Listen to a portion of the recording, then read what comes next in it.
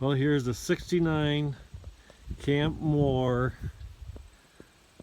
13-foot trailer project with a P. Project. Major project.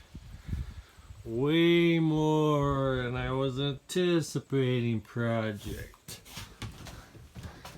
But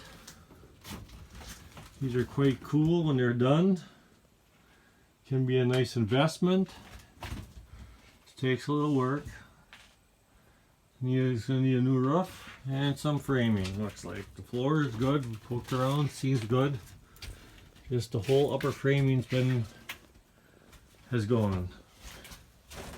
So this is Lori's new she shed, and it's either gonna be the coolest thing ever or a divorce.